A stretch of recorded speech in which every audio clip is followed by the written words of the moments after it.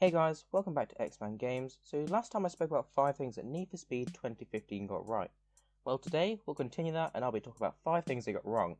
But first, if you guys could hit those like and subscribe buttons, that'd be really helpful and really help this channel grow a ton.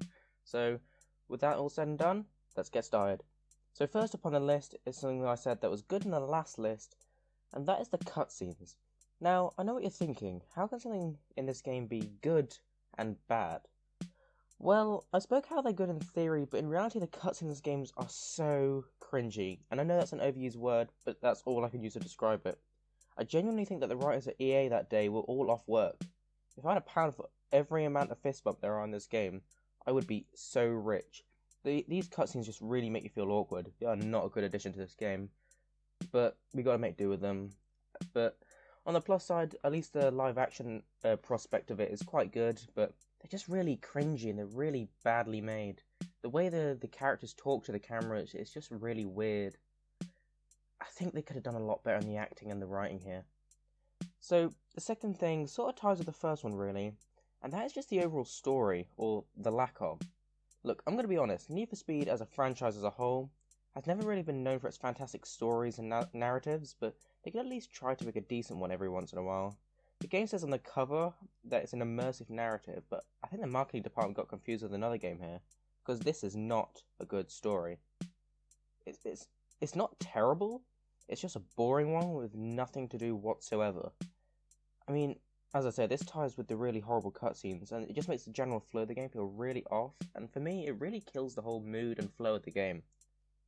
So, the third thing on this list is a bit more of a nitpick, but for me it's very, very noticeable, and that is the horrible changes from night to day, because if you go to certain locations on the map, the sky instantly changes from night to day, or vice versa, and it's really, really obvious. The game has no time of day mechanic like Need for Speed Underground 2, but for some reason they felt the need to add this instant change of weather and time based on your location, and it looks and feels completely off. Now, as I said earlier, Need for Speed Underground 2 didn't have a time of day and the weather didn't change except for the rain. But at least they didn't put this really jarring effect where it goes from nighttime to sunset or sunrise. Here they did, and it's only when you go across certain locations, and it's an instant snap change, and it's not nice. It's really, really awkward, and it just looks really, really badly made. This is a high budget game, made by Ghost Games and published by EA. You expect good quality effects, and they really didn't deliver on that front. So I think the fourth thing on this list is the stupid AI. And now this is a common complaint I hear when people complain about this game, but it's extremely easy to outrun the police in this game compared to Need for Speed Rivals. Unless you're deliberately trying to get caught, it's impossible that the police will catch you. Unless you're driving at 30 miles an hour, they will not catch you. It's just that simple. They constantly crash into things, and a lot of the time they just go the wrong way, and that happens way too often.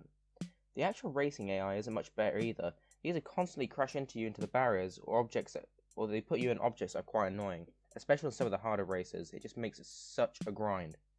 And although this isn't quite AI as well, the oncoming traffic spawns are so jarring. I've never been so annoyed by spawns in games. Sometimes the roads will be so dead and feel like really empty.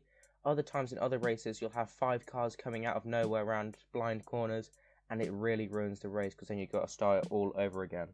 Especially when you get right to the end of the race and you crash. It gets very repetitive and very annoying. But it makes these really challenging races a real misery.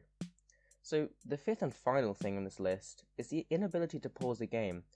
And I know that other games in the series rather had an extreme issue with this, like Need for Speed Rivals. But people got really annoyed at this game compared to Rivals, and although Rivals got criticism for it, this game got a little bit more. And that's because there's no reason really why you can't pause the game. It's like for whatever reason you just can't. And the game puts so much emphasis on using checking messages or using a phone, but you have to pause. You can't pause the game to check your phone or to check the map. You have to slow down unless you want to crash. In Rivals, though, it was a bit worse due to the fact that you took damage, which could ultimately lead to you getting busted by the police. Whereas here, it's just an aesthetic. If you crash, it doesn't really affect the gameplay. But it's still a very annoying thing that, you're pausing to use the map, and in doing so you're gonna crash unless you instantly stop. It can get very grinding and it can get very repetitive after a while. So, they were my picks for the 5 things that Need for Speed 2015 got wrong. I'd love to hear your opinion, so comment that down below, and of course, if you aren't already, please make sure to hit that subscribe button. That would be really awesome. And with that, thanks for watching, and I'll see you in the next video.